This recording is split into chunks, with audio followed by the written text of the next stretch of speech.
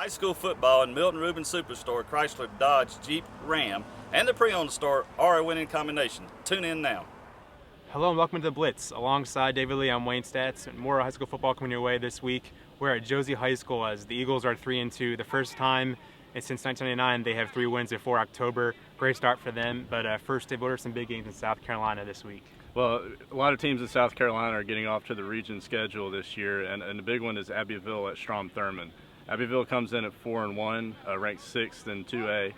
Strom-Thurmond's 5-0, ranked 3rd in 2A. Big matchup here to start the region slate for both teams. The Rebels obviously coming off the big win against North Augusta in the Yellow Jackets home opener. Defense really played well to keep North Augusta's offense out of the end zone.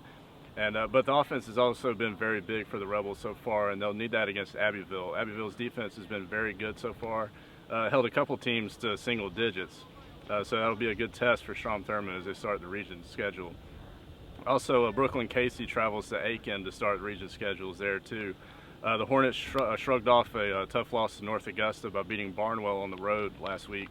And if they want to be a major player in the region standings this year, they'll need to take care of games like Brooklyn Casey. So we'll see how they look in this one. Also, a big one in a region slate, Hunter Kennard Tyler and Wilson Elko. These two teams were the top two in their region standings last year. Wilson Elko went undefeated in the region and beat Hunter Kennard Tyler, but HKT went on to win the state championship. So these two teams are obviously very close, two strong programs there in Single A in South Carolina, so it'll be a good matchup there. Of course, over in Georgia, the big one is over at Burke County, the Augusta Chronicle game of the week, Thomson at Burke County. The first of 2 meetings for these teams. This one doesn't count for the region standings, the second one will. Kind of confusing. This one's actually in Burke County, the next one's in Thomson.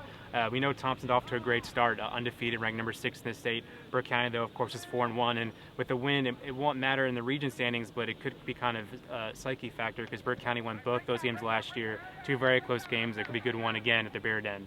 And of course, in Region 3 AAA, region play is definitely getting started for everybody. Laney's traveling to Washington County. Waco was 0-4 last week, and they beat Glen Hills pretty soundly, and now they're trying to beat Laney, which you would think, at least on paper, is probably their top contender for the number 1 seed out of Region 3 AAA.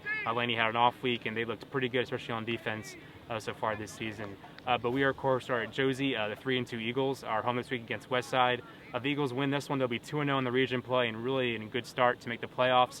But Westside's had the number. The last 2 years, the Patriots have beaten the Eagles 75-0 combined. That's a definitely huge gap to make up. But Westside's kind of struggled. They had an overtime loss to Butler last week, and Josie looked very, very good and pretty special for them.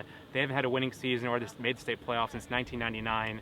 Pretty crazy. 90s were a special decade for Josie, and a great start for Raleigh Roundtree here in his 3rd season if they can make a move to make the state playoffs. Here with Nate Foreman, quarterback, Josie High School. A great start for the Eagles, 3-2, trying to get 4-2, which would be pretty remarkable for this program's recent history. What does Friday's game kind of mean to you in terms of the possibilities? Friday's game is a big game because we haven't took no losses at home yet. So we're going to come out with full momentum, give 100%. Now, obviously, there's a big difference between being 1-1 and 2-0 in the region, especially with the history here, trying to make back the playoffs. Mm-hmm. What would 2-0 mean for you guys in this program? It'll be a big confidence booster. It'll be a big confidence. Yeah. And obviously, the great start continues on offense with 3 touchdowns last week. You feeling pretty good right now? Yes, I am. I guess what makes this offense so dynamic? Seems like you guys are running the ball and throwing the ball pretty well. Yeah. How's this offense compared to the ones you've had the last couple of years? Our bond between the line and the backfield is great. It's great. What's like the next level for the program? Is it competing for the region? Is it the playoffs? What's the thing that you guys are shooting for? Our goal is to make it to the playoffs. Mm-hmm. Yeah, and if we can exceed higher than that, it'll be wonderful. Mm-hmm. That's all we have for this week. See you next time on The Blitz. Hope you've enjoyed the football video. Now we're back at Milton Rubin looking at the 2015 Chrysler 200 for $18,900, or you can finance it for 0 to 72 months. One of our favorite vehicles for college kids and high school kids is the 2015 Jeep Patriot for $12,900. Come see us at Milton Rubin or go to drivebaby.com.